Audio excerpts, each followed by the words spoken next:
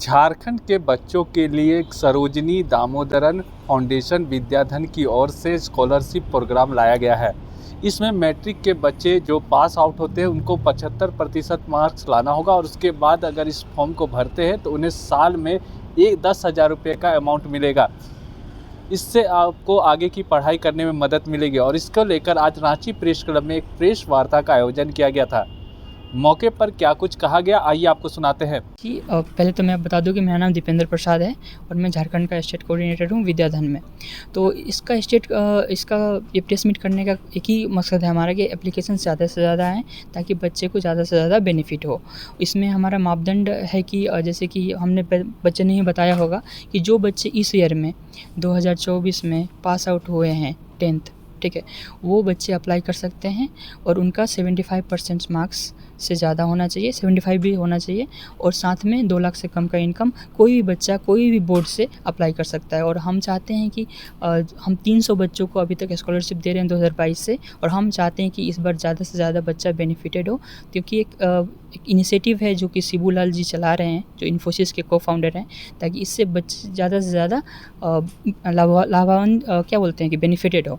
और साथ में हम ये भी कहना चाहेंगे कि हम लोग 4 दिन का रेजिडेंशियल ट्रेनिंग देते हैं, जिसके तहत पे हम लोग कम्युनिकेशन स्किल, सॉफ्ट स्किल्स और करियर अपॉर्चुनिटीज़, सबसे बड़ी चीज़ है वो हम लोग प्रोवाइड कराते हैं। और एक और मोटिव हमारा ये है कि बहुत सारे बच्चे क्या होता है ना कि उनको गाइडेंस नहीं पता होता है, तो 11th और 12th के बाद से जनरली बीए और बीकॉम करने चले जाते हैं, जो कन्वेंशनल है, बीएससी करने चले जाते हैं। हम उनको ट्रेनिंग के दौरान समझाते हैं कि आप एक प्रोफेशनल कोर्स कीजिए ताकि 5 साल के बाद से आप अपने पैरों पे खड़े हो सकते हैं फाइनेंशियली।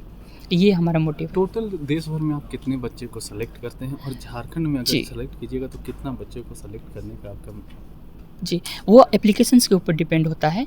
अगर हम बात करें तो ये केरल में साउथर्न स्टेट में बहुत साल से चल रहा है और वहाँ पे लगभग हमारे बहुत सारे स्कॉलर्स हैं। हर साल 500 से 400 के करीब बच्चे सिलेक्ट होते हैं। सिलेक्शन का क्राइटेरिया होता है कि पहले टेस्ट होता है, टेस्ट के बाद इंटरव्यू होता है, इंटरव्यू के बाद से हाउस विजिट होता है।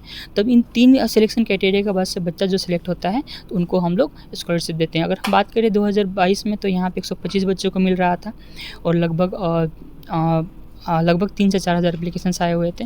और अभी हम बात करें 2023 की बात करें तो 175 बच्चों का सिलेक्शन हुआ है।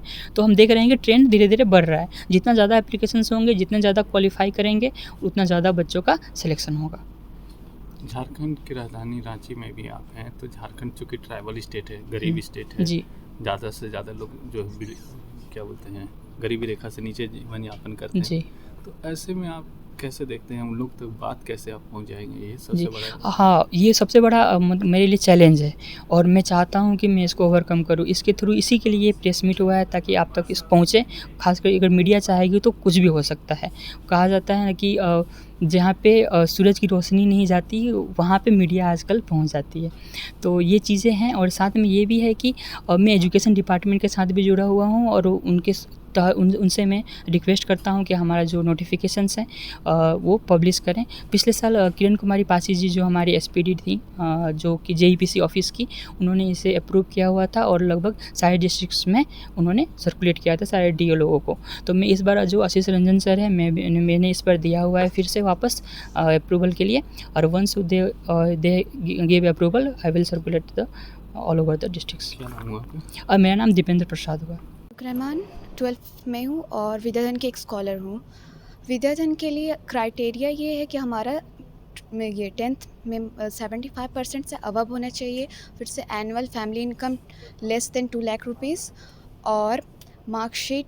ये इसको हमने अप्लाई ऐसे किया कि मतलब SDF विद्या एप्लीकेशन से हमने अपने आप को रजिस्टर किया। उसके बाद एक ऑनलाइन एग्ज़ाम कंडक्ट हुआ था, उसको पास आउट करना था। उसके बाद जो नेक्स्ट स्टेप में जो सिलेक्टेड कैंडिडेट्स है उसके बाद वो एक इंटरव्यू देते हैं। इंटरव्यू के बाद हाउस विजिटिंग हुआ था।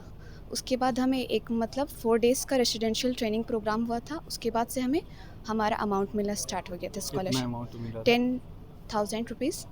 इंटर में? हाँ, 11th में। अभी मैं 12th में गई हूँ। क्या नाम है? महरुख रहमान। हाँ, हम अप्लाई किए थे और हमें मिल चुका है। दूर से थोड़ा सा बोलिए। हम अप्लाई किए थे और हमें मिल भी चुका है। कहाँ के रहने वाले हैं? कौन सा कॉलेज में पढ़ते हैं? कैसे मिला? क्या क्या प्रोसेस है? सब कुछ डिटेल में पूरा बताइए। मेरा नाम रोहित कुमार महतो है मैं और मांझी रांची से हूँ और मैं जेवियर कॉलेज रांची से अभी पास आउट हुआ हूँ साइंस स्ट्रीम से। और जब मैं 11th में एडमिशन लिया था जेवियर्स कॉलेज में, उसके बाद मुझे विद्याधन स्कॉलरशिप के बारे में पता चला, तो उसके बाद हम अपने फ़ोन से अप्लाई किए। उसके बाद फिर मेरा एग्ज़ाम हुआ ऑनलाइन, उसके बाद फिर इंटरव्यू ऑनलाइन, फिर हाउस विजिट हुआ, उसके बाद फिर मेरा सिलेक्शन हुआ। उसके बाद हमको 10,000 स्कॉलरशिप मिला। उसके बाद फिर 11th के एग्ज़ाम के बाद रिज़ल्ट आने के बाद फिर से मुझे 12th क्लास में 10,000 स्कॉलरशिप मिला। और 11th क्लास में ही हमें एक बार रेसिडेंशियल ट्रेनिंग के लिए भी सप्तऋषि सेवा भवन रांची में ले गया था। वहाँ हमें सॉफ्ट स्किल और कैरियर अपॉर्चुनिटीज़ के बारे में बताया गया था। क्या कहेंगे झारखंड के बच्चों को कि इसमें ज्वाइन करें नहीं करें? क्या मार्किंग होता है? परसेंटेज के लिए भी कुछ होता है? हाँ, इसमें परसेंटेज का है कि 75% परसेंटेज होना चाहिए झारखंड के बच्चों के लिए मैट्रिक में 10th लेवल में, और जो अभी करंट ईयर में है 11th में वही अप्लाई कर सकते हैं। और झारखंड के बच्चों के लिए एक बहुत ही अच्छा ये अपॉर्चुनिटी है, क्योंकि इसमें कोई कास्ट बेस्ड या फिर कोई भी ये नहीं है कि जनरल ओबीसी कोई भी हो, सब कोई भर सकते हैं। एंट्री फीस क्या लगा था? एंट्री फीस कुछ नहीं है, सब कुछ जीरो है, सिर्फ यहाँ मिलता है, देना कुछ नहीं है। क्या नाम है? मेरा नाम है रोहित कुमार महतो।